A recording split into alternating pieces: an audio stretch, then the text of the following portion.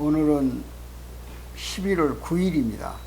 그러니까 참 여러 가지 상황이 우리 한반도에 굉장히 악영향을 미치는데, 그 가운데서도 지난 10월 30일 소위 한리원대회라고 소위 청년들의 광장이죠. 그 이태원 광장에서 엄청난 참사, 그러니까 한국이 물론 대형 참사가 몇 차례 있었죠.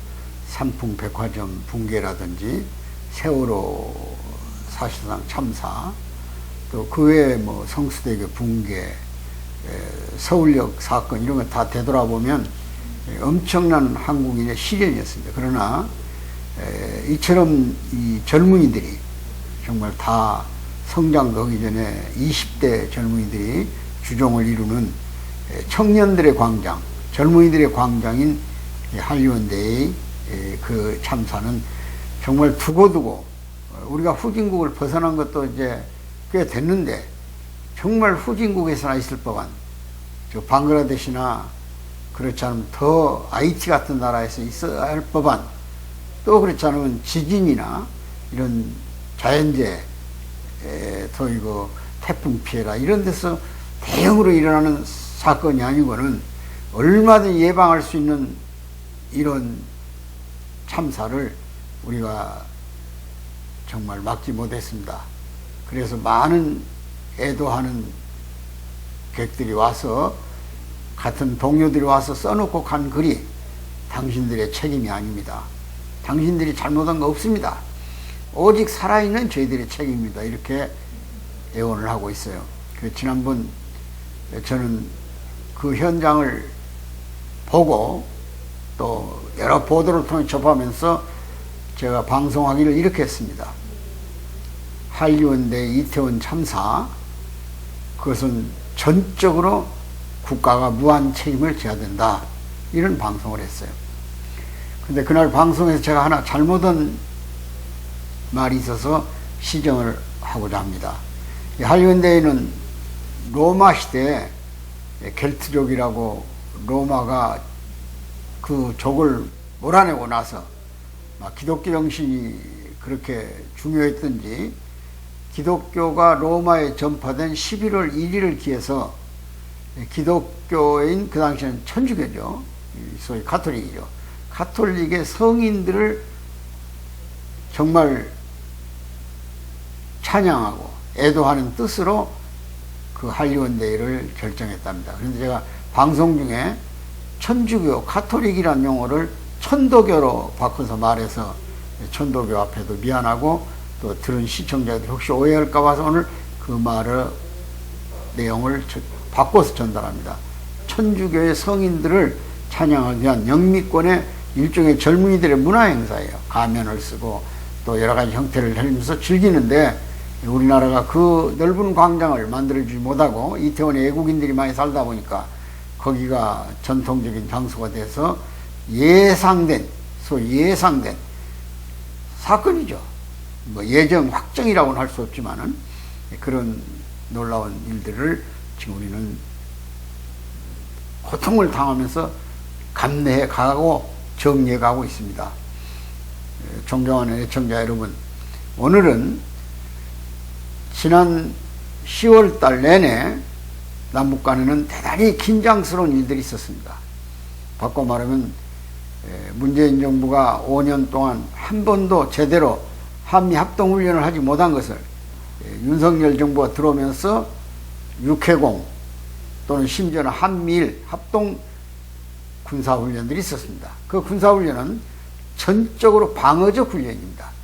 만일 북이나 그 외 어떤 형태의 전쟁이 나더라도 동맹국 입장에서 미국과의 공동의 적을 경멸하는 그런 예방훈련입니다. 그 중에 마지막에 우리에게 관심을 가졌던 훈련 중에 하나가 한미연합 공중훈련입니다. 비기런트 스톰이라는 공중훈련을 펼쳤어요. 북한은 바다에서, 육지에서, 공중에서 이런 훈련을 벌이는 거의 한 달 동안 매일 경우에 따라서는 미사일을 수십 발, 또 어떤 때는 장사정포, 단거리포 해가지고 기관포 해가지고 막 수백 발, 수천 발을 발사하는 이런 상황이 계속 전개됐습니다. 그 중에서도 특히 우리가 유념해야 할 것은 지난 12월 2일부터 5일까지 나흘에 걸쳐서 북한이 직접 군사훈련을 했습니다. 그 군사훈련은 남조선 가상 적화훈련이에요. 남쪽을 해방시키겠다는 강한 군사훈련입니다. 그 훈련에서 우리는 놀라운 사실을 알게 됐어요. 하나는 NLL을 침범하는 초유의 사태가 일어났습니다. 그러니까 북한이 발사한 탄도미사일이 우리 속초 앞바다에 떨어졌다 그런 거예요. 그래서 울릉도에서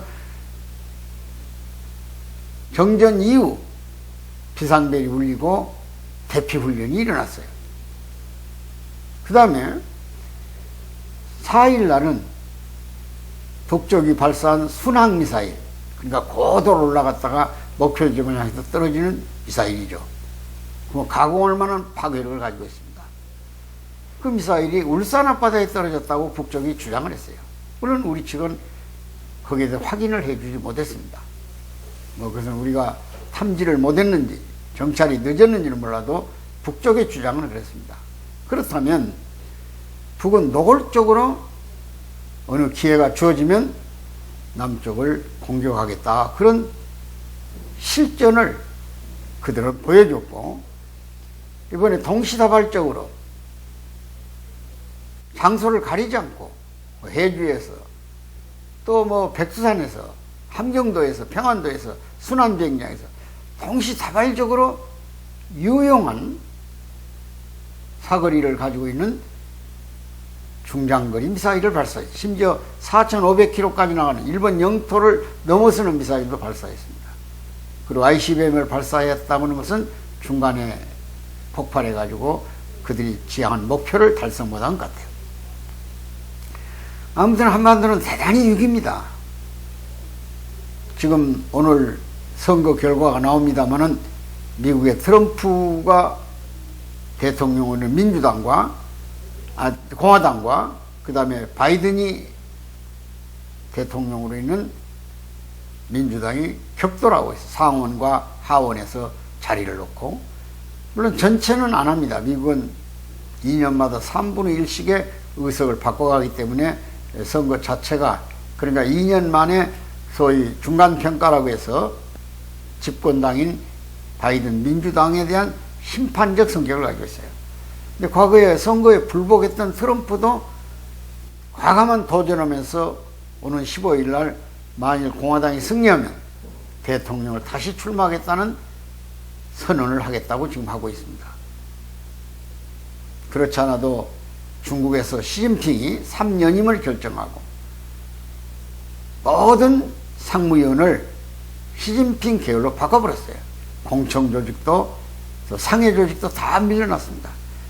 심지어 20차 당대 대표자 대회에서 후진타오가 마치 북한에서 장성택 처형당할 때 붙들려가듯이 끌려가는 모습을 전 세계인이 보고 중국에도 모종의 먼 정치적 탄압이 시작되고 있구나 하는 걸 느낄 수 있었습니다. 존경하는 애청자 여러분, 한반도는 지금 비상시국입니다. 최고의 비상시국이죠. 어쩌면 이번 이태원 참사를 통해서 한국이 전쟁 났을 때 중요한 거점들이 폭파될 거 아닙니까? 예를 들면 반도체도 있을 것이고 원자력 발전도 있을 것이고 또 그 다음에 육해공군 총 군인의 메카인 계룡대도 있을 것이고 또 오산 비행장 또는 청주 비행장 F-35A가 출격하는 현장도 있을 겁니다. 이런 목표 지점을 가상해서 이번에 다 탄도미사일, 심지어 SMBL, 또 그 외에 중거리, 장거리 미사일 발사, 또 서울을 사정권에 두고 있는 장사포정 등 여러 형태의 도발을 했어요. 그것도 수십 발 했어요. 어떤 전문가가 얘기하기를 이번에 북한이 실험한 탄도미사일, 또 중장거리 미사일, 순항미사일까지 합치면, 또 전쟁 실제 연습을 했으니까 그걸 합치면 아마 3조 가까운 돈을 소비했을 거란 겁니다. 우리 한국 돈으로. 그런 돈을 가지고 북쪽이 중국에서 옥수수를 사오든 세계 식량을 사오면 북한 인민들은 적어도 한 3년은 자기들이 모자란 비축미를 충당하고도 남을 것이다. 이게 얼마나 지도자를 잘 만나야 됩니까? 불행한 사태가 연발되고 있어요. 근데 오늘 미국의 전략사령부 장관을 지냈던 사람이 의회 보고에다 이렇게 얘기를 합니다. 미중 간에는 불가피하게 전쟁이 일어날 것이고 그 전쟁은 대만, 타이페이에서 시작될 것이다. 이런 표현을 했어요. 전략사령관이. 그럼 바로 대만 전쟁은 중국과의 미국과의 전쟁이죠.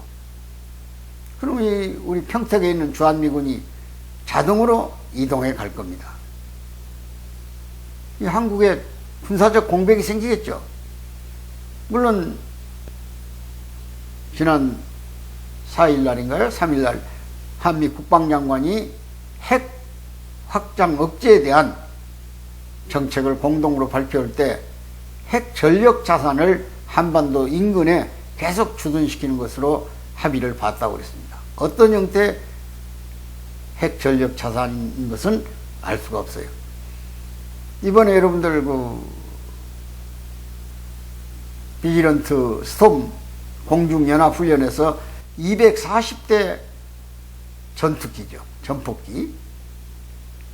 B1B라고 해서 랜서 미국이 가지고 있는 가장 무서운 파괴를 가진 비행 전투기죠. 전폭기죠. 그것은 아마 괌에서 서울까지 아마 한 30분이면 날아오는 모양인데 항속거리가 5,500km라니까 평양까지가 괌에서 3,500km 되는 것 같습니다. 그러니까 충분히 전투를 할 수가 있어요. 근데 거기에는 TNT 화력으로 약 24톤의 벙커버스터가 실려 있습니다. 비행기 한 대. 그럼 두 대가 이번에 와서 공중훈련에 참여를 했으니까 그 두 대가 북한을 폭격하면 48톤의 파괴력을 가진 벙커버스터들이 뭐 60m, 100m까지 파는 폭탄들이 북한의 중요 지역을 다 파괴해버릴 거예요. 그러니까 거점 완전히 참수 전략에 가까울 만큼 파괴를 가진 무서운 비행기였어요. 핵은 탑재하지 않았습니다. 그러니까 북한도 거기에 대응해서 자기들 나름대로 공중에서도 헤게모니를 갖겠다고 해서 500대 비행기를 띄웠다고 그래요. 참 가공할 만한 일이죠. 이 바꿔 말하면 한반도 전쟁은 어떤 형태에서든 일어날 수 있는 가능성을 내포하고 있는 겁니다. 대만 전쟁이 일어난다. 이건 중국이 의도적으로 북한을 전쟁에 참여시켜서 미국의 힘을 분산시킬 수 있어요. 또 우크라이나 전쟁이 깊어진다. 여기에도 또 미국의 힘이 가중되면 미국의 군사적 힘을 러시아가 약화시키기 위해서도 한반도에서 기회를 제공해 줄 수도 있어요. 이거 어려운 일 아닙니까? 근데 북한은 독자적으로 전쟁할 모든 능력을 다 가지고 있어요. 단기간에는 상당한 큰 피해를 줄 겁니다. 우크라이나 전쟁 좀 보세요. 국토의 막 한 7, 80%가 파괴돼 버렸어요. 파괴하는데 무슨 꼭 군사시설만 파괴합니까? 어린이 보육원이라든지 사람이 사는 아파트라든지 전력 파괴라든지 원자력 파괴라든지 다 파괴하고 있잖아요. 지금 복구하는 데만도 수십조 원이 들어갈 겁니다. 이 북한도 그만큼의 파괴력을 가진 무기 체계를 갖추고 있다는 걸 이번에 보여준 거예요. 근데 우리 지금 대책이 전혀 없어요. 어제 국무총리가 그런 얘기를 하더만 이제 우리도 방공 체계를 갖춰야 되겠다. 늘 얘기하잖아요. 북한 핵전쟁에 대비한 방공체계, 행정체계, 조직체계, 동원체계 다 가져야 돼요. 그렇지 않고 어떻게 이 안보를 유지하면서 치안 질서를 잡아가겠습니까? 이 이태원의 어린애들 광장 하나도 제대로 관리를 못해가 이런 이번에 그 나타난 현상들 보세요. 무슨 지휘체계가, 통신체계가 하나나 제대로 작동하고 있는가. 엉망진창. 이게 어떻게 된 나라가 이렇게 기강이 풀려버렸냐 그런 얘기야. 군대가 그렇고 모든 사회조직이 그렇고 어느 것도 긴장되지 않고 있어요. 지금 한국 사람들 완전히 지금 정신상태가 혼미해요. 정신 바짝 차려야 돼요. 대통령도 입술을 깨물고 쥐체계를 세워야 돼요. 과감하게 인사정책을 해야 됩니다. 지금 우리가 해야 할 이런 일들이 엄청나게 많아요. 그래서 결론적으로 대한민국의 안보는 우리 스스로 지켜야지, 미국의 핵 확장 억제가 우리와 동일한 입장, 동맹관계에서 유지된다 하더라도 강한 무기는 강한 정신을 못 이깁니다. 여러분 월남전 보세요. 남부 월남이 북부 베트남에 비해서 얼마나 많은 군사를 가지고 있었습니까? 세계 네 번째 강한 공군력을 가지고 있어요. 월남이. 그런데 4.20을 함락할 때 총 한 방 안 쏴보고 베트공들에게 당해버렸잖아요. 많은 무기가 있으면 뭐합니까? 자국의 공군 조종사가 티우 궁전, 월남의 대통령궁을 폭격해버려요.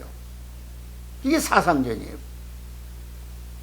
우리나라처럼 좀 사상체계가 아직도 종합적으로 국가관이 세워져 있지 않는 나라도 드물 겁니다.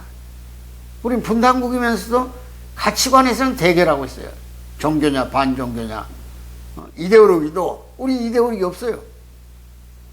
북한은 지금 절대적 혈통체제를 유지하고 있고, 김정은이 지금 신의 자리에, 영수 자리에, 수령의 자리에 올라가 버렸어요. 1심 단결에서 수령을 결사옹위하고 있어요. 명령 하나면 죽기 살기라고 하는 자살 특공대가 수만 명이 양성되어 있습니다. 거기 세균, 화학, 생화학전 다 지금 우리 남쪽의 인구 절반을 아주 무기력화 시켜버리거나 사망에 이르게 하는 세균, 생화학이 좀 마련되어 있어요.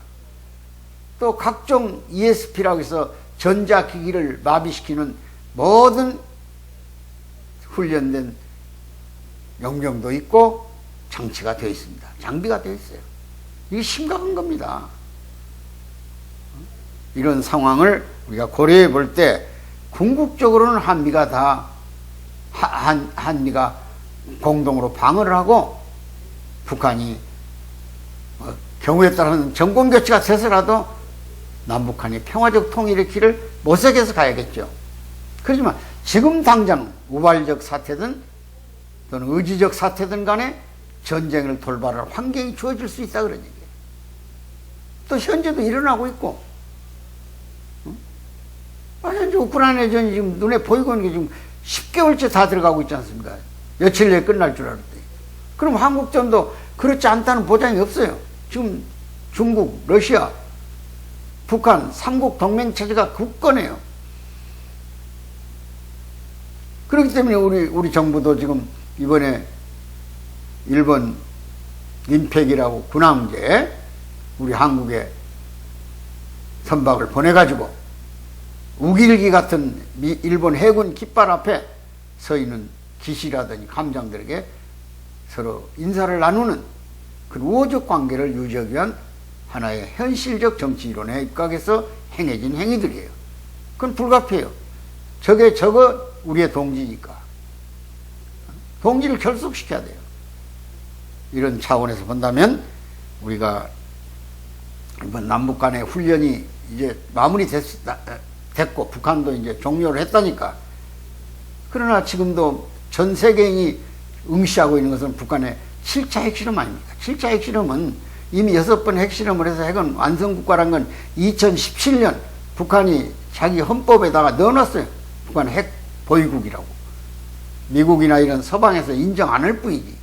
인정하는다고 핵이 없는 건 아니잖아요. 이란도 있고 이스라엘도 있고 파키스탄도 있고 남아공도 있고 다 인정 안 해도 있는 거 아닙니까? 그러니까 북한도 스스로 핵 보유국이다 이게야. 또 과거에는 핵은 방어에만 쓴다고 그랬어요. 평화적으로. 그런데 지금 공공연하게 법제화해 버렸지 않습니까? 법은 핵은 자기들의 사태가 위태롭거나 불리하다고 판단되면 또 자기 나라를 지킬 만한 위험한 일이 발생하면 선제적으로 공격할 수 있다 그런 얘기입니다. 이게 핵의 자유로움이에요. 이걸 억제한다는 방어는 핵을 보유한 나라보다 막대한 방어력을 가지고 있어요. MD 시스템, 미사일 디펜스죠. 방어하는 능력. 왜냐하면 핵은 미사일에 장착해서 날아오기 때문에 뭐 어깨에다 짊어지고 오는 건 아니잖아요.